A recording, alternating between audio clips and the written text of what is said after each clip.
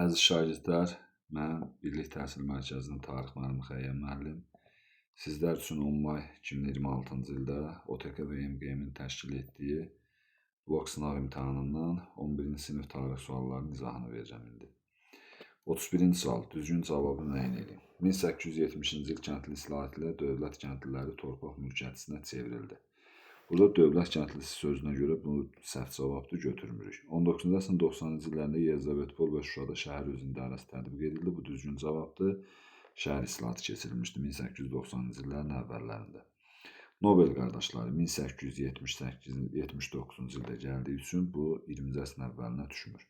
Bakıda buruq üsulla ilk neft quyusu qazıldı 1848-də. Balaxanı kəndlilərin məcburi əməyinin ləğvindən sonra yazılıb. Bu da səhvdir, çünki Balaxanı kəndlilərin məcburi əməyi 1864-də ləğv olunub.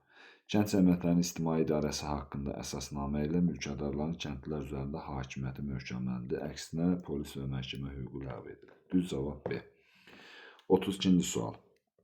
Amit və Dizrav döyüşləri. Sasani Alban qoşunlarının qələbəsindən başa çatmışdı. Amit döyüşüdür, birə A variantı. Roma imperiyasının qoşunları hər ikisində iştirak edən Roma imperiyası idi. Albanlar Kolt vilayətinin Dizrav döyüşündə məğlub olub bitirmişdi. 4-cü əsrin birinci yarısında bu heç birinə aid deyil. Yəni D variantı birinci yarı yox, ikinci yarıda baş vermiş döyüşlərdir deyə D variantı yazılan cavabları çıxırıq. Alban hökmdarı Urnayırın dövründə baş vermişdi. Bu da hər ikisinə aiddir. Deməli 3-ə B-Y variantı olan düzgün cavab B variantıdır. 33-cü sual. Xanlıq ləğv olunub. Mir Həsən xan, yəni Lənkəran xanı Qacarlar dövlətinə sığınmışdı. Onun rəhbərliyi ilə başlamış üsyanın qarşısını almaq üçün Azərbaycanın digər bölgələrində yerləşən rus qoşunları da köməyə gəldi. Təqiblərdən yaxa qurtarmaq üçün bir qrup üsyançı Mir Həsən xanla birlikdə Cənubi Azərbaycana keçdi. Mətndə bəhs edilən üsyandan fərqli olaraq Hacı Məhəmmədin başçılıq etdiyi Quba üsyanı üçün xarakterlikdir. Yasaqlı tarifin üsyanlara dəxili yoxdur. Müstəmləkəçilik siyasət əleyhinə hər ikisinə aiddir. Müvəqqəti idarənin təşkil edilməsi Çar Balakana aiddir. 30-cu illər oxşarlıqdır. Şeyx Şamilin üsyana diqqət göstərməsi bu Quba üsyanına aiddir və bunun Lənkəran xanlığından əsas fərqidir. Düzgün cavab Y variantı. Uyğunluq hansında gözlənilir? Sənətkarlıq müstəqil sahəyə çevrilib birinci yox, ikinci ictimai əmək bölgüsü nəticəsində. Kür-Araz mədəniyyəti Orta Tunc yox, Erkən Tunca aiddir. İnsanlar heyvanları əhəlləşdirməyə başlamışdı mezolitdə, düzdür. Neandertal insan tipi alt paleolitdə yox, Orta paleolit dövründə yaranmışdı. İlk şəhər mərkəzləri neolitdə yox, Orta Tunc dövründə yaranmışdı. 35-ci sual. 1-ci Muraddan fərqli olaraq İldirim Bəyazid Bolqarıstanı asılı salmaq Murada aiddir. Niqbol döyüşündə qələbə qazanmışdı. 14-cü əsrdə ikisi hakimiyyətdə olub. Muraddan fərqli olaraq 2-ci Məhmet. Paytaxtı ikisi də yeni şəhərə köçürüb. Murad Ədirnəyə, Mehmet Ədirnədən İstanbula. Trabzon krallığını tutmuşdu, Aqoni dövlətindən mübarizə aparmışdı. 1-ə B, 2-yə B, C variantı. Növbəti sualımız. Cədvələ əsasən doğru cavab. Salarilər dövlətindən fərqli olaraq Sacilər dövləti. Şirvanşahlar hər ikisi asılı salıb. Marağa şəhərini paytaxta çevirən Sacilər dövlətidir. Xilafət qoşunlarının məğlubiyyətə uğradılması bu da Sacilər dövlətinə aiddir. Rəvvadilər dövlətindən fərqli olaraq Şəddadilər dövlətidir. Toğrular ikisi də tabe olmuşdular. Alan tayfalarının yürüşünə təkcə Şəddadilər məruz qalır. Təbriz Şəddadilərin yox, Rəvvadilərin paytaxtı olmuşdur. 1-ə B, C, 2-yə B variantı. 37-ci sual. Göstərilənlərin hər üçü aiddir. 20-ci əsrin 60-cı illərində yaradılmışdı. Oqtay Rəfili sədri olmuşdu. Xudu Məmmədov da bunun müavini olmuşdu. Başlıca məqsəd rəhbər vəzifələrdə Azərbaycanlıların olmasına çalışmaq idi. Söhbət 1962-ci ildə yaradılmış Milli Azərbaycan qərargahı, qısa adı MAQ, ondan gedir. Sonra 38-ci sual. Hülakü xanın və Şirvanşah 1-ci İbrahimin fəaliyyətinə ümumi cəhətdir. Cəlali Şeyx Üveysi məğlubiyyətə uğradılması, yəni Cəlali Şeyx Üveysindən heç biri mübarizə aparmır. Marağa şəhəri bu Şirvanşahlara heç bir aidiyyəti yoxdur. Xidmət müqabilində Tiyul torpaqlarının verilməsi Səfəvilər dövrünə aiddir. Teymuri dövlətinə qarşı mübarizə Hülakü xanın dövründə aparılmır. Düz cavab C variantıdır. Hülakü dövləti Hülakü xanın vaxtından Qızıl Orduya qarşı mübarizə aparıb, İbrahim isə Toxtamış xanın dövründə onlara qarşı mübarizə aparmışdı. Səfəvi Osmanlı müharibəsinə aid Yanlış bəndi müəyyən edin. 16-cı əsrin birinci yarısı. Səfəvi Osmanlı əleyhinə Rusiya ilə müqavilə 16-cı əsrdə ümumiyyətlə yoxdur. Yanlış bəndin biri bu. Sultan Səlim Təbrizdə ələ keçirib 1534-də, 35-də düz cavabdır. Buğurt döyüşü də 16-cı əsrin ikinci yarısına aiddir. Deməli, bu da aid deyil. Biri AC olacaq. 16-cı əsrin ikinci yarısı. Çuxursəd vilayətinin Səfəvi hakimiyyətinin bərpa edilməsi bu 1600 dövrdə aiddir. 17-ci əsrə düşür, 16-cı əsrin ikinci yarısına düşmür. Krım xanı Adil Gələ 16-cı əsrin ikinci yarısı, Osmanlı qüvvələrinin Şirvana daxil olması 16-cı əsrin ikinci yarısında var. Deməli, düz cavab 1-ə A, C, 2-yə isə A bəndi. Düzgün cavab C variantı olur. Məntiqi ardıcıllıq. Xəzərlər Savalan yaxınında döyüşdə qələbə qazandılar. Xəzərlərin hücumu Hilat şəhəri ətrafında dayandırıldı. Bundan sonra ərəblər qalib gəlirlər. Hilat şəhəri ətrafında dayandırdıqdan sonra ərəblər Xəzərləri Azərbaycandan çıxarırlar. Amma bildiyimiz kimi ərəb-Xəzər müharibələri bundan sonra bir müddət davam edir. Tamamilə isə 8-ci əsrin sonlarında çıxarılmışdılar. Xəritədə rəqəmlə verilmiş dövlətlər 19-cu əsrin ikinci yarısında yürütdüyü xarici siyasətə aid uyğunluğu müəyyən edin. 3 və 4 ikinci Tiryaş müharibəsində iştirakçı olmuşdur. 4 olub, bəli, amma 3 Osmanlı dövlətinə aid olduğuna görə olmuyor. A bəndi səhvdir. 3 və 5 Krım müharibəsində iştirakçıdır. Bəllidir ki, Krım müharibəsinin əsas iştirakçıları Rusiya, bir də Osmanlı olmuşdur. 3 Rusiya, 5 isə Osmanlı dövlətidir. Düzgün cavab B variantı olur. 1 və 2 sipahilər üsyanını yatırmışdı. İtaliya o dövrdə, yəni o müharibələrdə yox idi, oralarda adı çəkilmir. San Stefano sülhü yenə Rusiya ilə Osmanlı arasındadır. 1 və 5-ə aid deyil. Sonra 2 və 3 Navarin dəniz döyüşündə müttəfiq olub. Müttəfiq olmayıb, əksinə İngiltərə, Fransa, Sardiniya, İngiltərə və Fransa Navarində Osmanlını məğlub ediblər. Düzgün cavab B variantı. Uyğunluq gözlənilmişdi. Aferin şərq siyasəti elan etməsi adı ilə dövlətlərarası münasibətlərin pozulması yox, əksinə idi.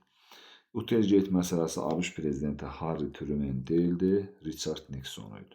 Fransa 1958-ci il konstitusiyasının qəbul edilməsi 4-cü yox, 5-ci Respublika dövrüdür. 1-ci Rus-Çeçen müharibəsi Krımın Rusiyaya ilhaq edilməsi səhvdir, bunu da olmadı. Deməli, Rus-Çeçen müharibəsində birincisində Ruslar məğlub olmuşdu. Falkland böhranı. Burada, belə desək, Böyük Britaniyanın qələbəsindən başa çatıb Dəmir Leydinin hakimiyyəti dövründə. Teymuri dövləti və Böyük Monqol imperiyası üçün ortaq cəhət nədir? Hər ikisi Dehli sultanlığına müharibə aparıb. Bəli, Teymur Dehlini tutub. Monqollar da hücum ediblər, amma qarşısını almışdı. Erkən orta əsr döyüşçülər klassik feodalizm dövrüdür. Paytaxt Pekinə Monqolun köçü Teymurinin yox. Xərəmşah Cəlaləddinlə müharibə aparması. Teymurilər dövləti Cəlaləddini görməyib. Qızılorda hökmdarı Toxtamışın məğlubiyyətə uğradılması yenə Monqollara aid deyil. Daha əvvəl baş verməsi. Naxçıvanda Əlincə qalasının tikilməsi 9-cu əsr. Naxçıvanda Yusif ibn Küseyir türbəsi bildiyimiz kimi İntibah dövrünün abidəsi 12-ci əsr. Təbrizdə Rəbi Rəşid məhəlləsində ali mədrəsənin yaradılması Fəzullah Rəşidəddinin adından bağlıdır. O da Qazanxanın baş vəziri olub. 13-cü əsrin sonu, 14-cü əsrin əvvəllərinə düşür. Bakıda Şirvanşahlar Saray kompleksi 15-ci əsrə aid abidədir. 8-5 saray kompleksi də yenə də 15-ci əsrdə 1483-cü ildə tikilmişdi. Deməli, ən əvvəl olan Əlincə qalasının inşa olunmasıdır. A bəndi. Göytürk hökmdarı Muğan Xaqanın cədvəldə adı verilən hökmdarlarla oxşar cəhətlərini müəyyən edin. Böyük Karl. Yeni sülalənin əsasını qoyması bu Muğan Xaqana aid deyil. Pirney yarımadasında ərəblərlə müharibədə Muğana aiddir. Avarlara qarşı Böyük Karl amansız müharibə aparıb. Muğan Xaqan isə mübarizə aparmışdı. Bilgə Xaqan, Çinə qarşı mübarizə aparılması. Bu ikisində də Çinə qarşı mübarizə var idi. Paytaxtın dəyişdirilməsi yoxdur.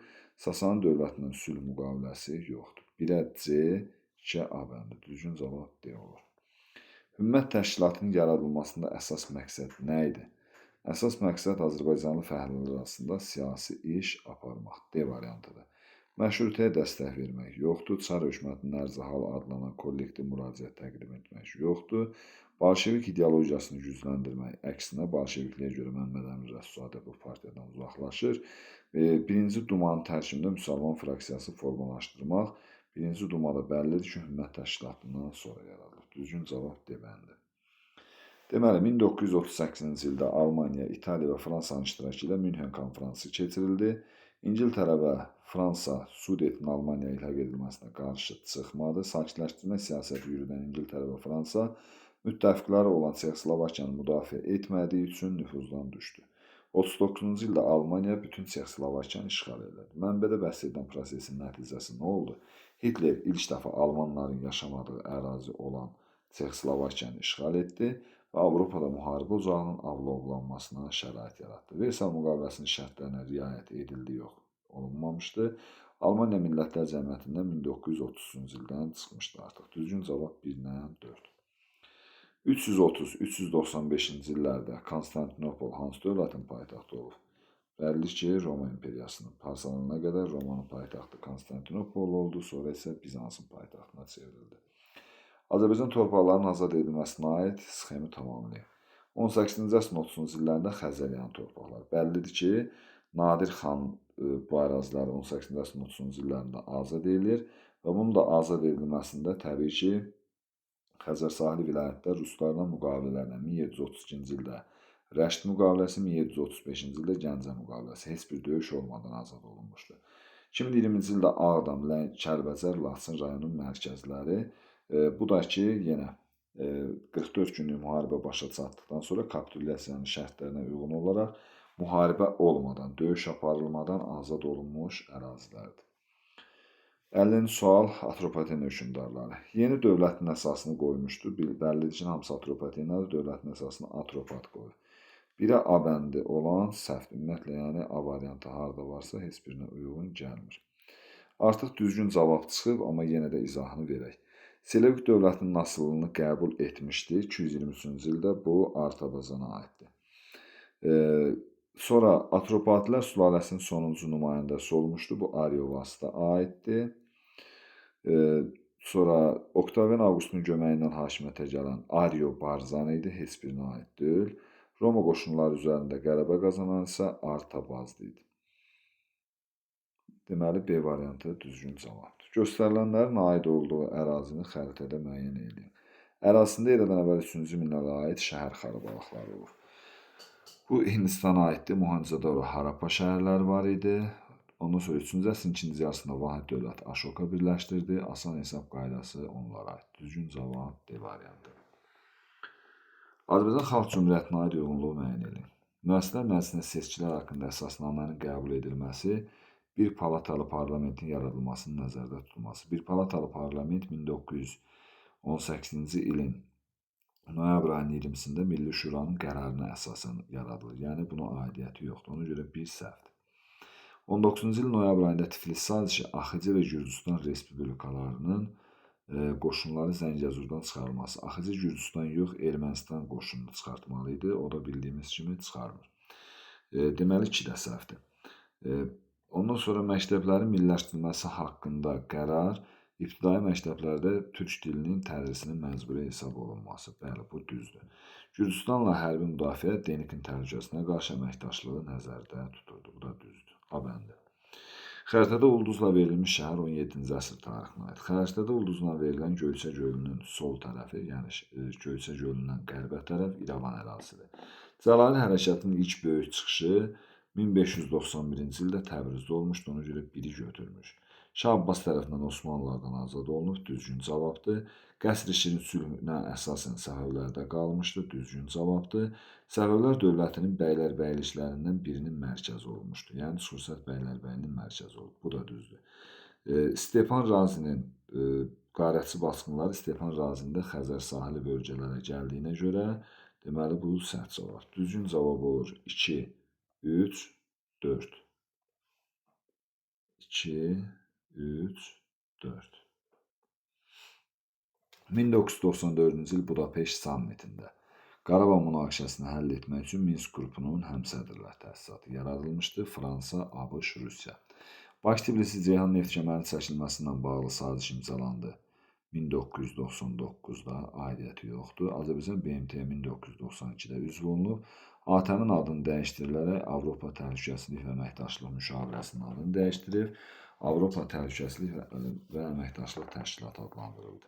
Düzgün cavab 1 və 4-cü cavablardır. Böyük Səlcuq imperiyası və Atabəylər dövlətinin tarixi üçün ümumi cəhətdir.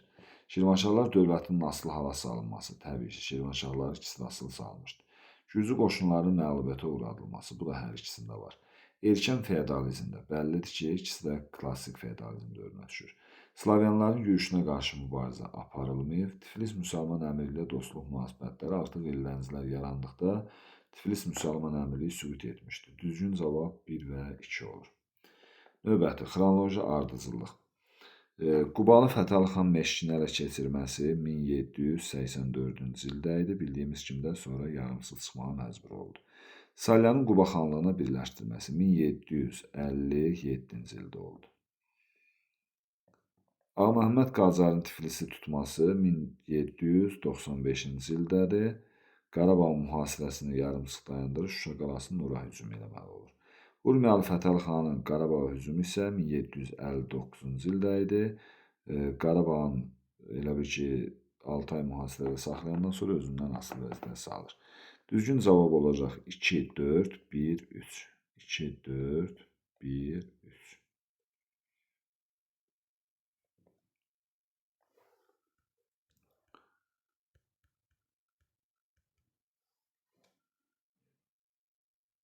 Əlli doqquz, düz cavab 2, 4, 1, 3.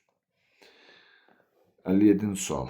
Uyğunluq. Pyotr və Yekaterina. Rəşd müqaviləsi 1732-ci ildə idi. Bəllidir ki, Pyotr 1725-də ölüb, Yekaterina 1762-də gəlib. Heç birinə aid deyil. Sibir xanlığında varlığına 1598-də son qoyulub. Kiçik Qaynarca sülhü 1774-cü il Yekaterinanın dövrünə aiddir. Krım xanlığının ilhaqı 1783 yenə Yekaterinanın dövrünə aiddir. Poltava döyüşü 1709-cu ildə, bu da Pyotrun hakimiyyəti dövrünə aiddir. Olur 1-ə Y, 2-yə C, D. Növbəti situasiya suallarımız. Deməli, bu tarixi sənədin qəbul edilməsinin kökləri Normanların İngiltərəni tutmasına gedib çıxır. İşğaldan sonra kral hakimiyyəti güclü olsa da zadəganlarla mübarizə gedirdi. Taxt taca iddiaslar olduqda krallar onlara daha çox hesablaşmalı oldu və buna görə yazılı vədlər vermək məcburiyyətində qalırdılar. Norman işğalından 150 il keçsə də zadəganlar krallarla mübarizəsi davam etməkdəydi. 13-cü əsrin əvvəllərində İngilis kralı 1-ci John Fransa ilə müharibəyə girdi və 1214-cü ildə məğlub oldu. Roma papası ilə münasibətlər də kəskinləşmişdi. Kral ikinci düşmənə qarşı mübarizə aparmaq iqtidarında olmadığından özünü Roma papasının vassalı elan etməli olmuşdu.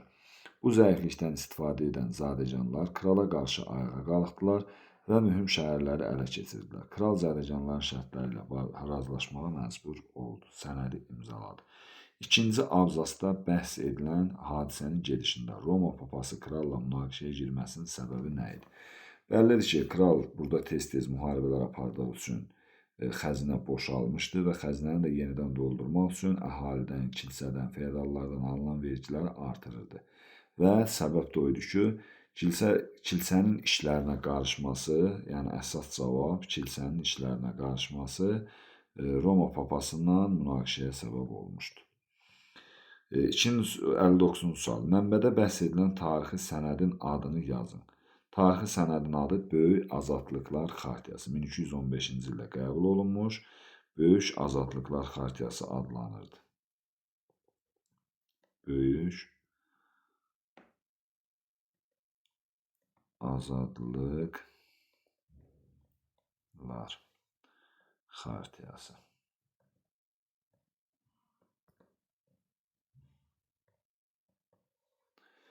Növbəti sualımız. Sənədin mahiyyətini əks etdirən müddəaların ikisini yazın. Burada yəni elə bir dərin bir problem yoxdur. İri feodallara geniş hüquqlar verilmişdi. Yəni iri feodallar geniş hüquqlar əldə edir. Xırda və orta feodallar, cəngavərlər, şəhərlilər, azad kəndlilər isə məhdud hüquqlar. Yəni cəngavərlərə və şəhərlərə isə deməli məhdud hüquqlar. Və şəhərli. Məhdud hüquqlar.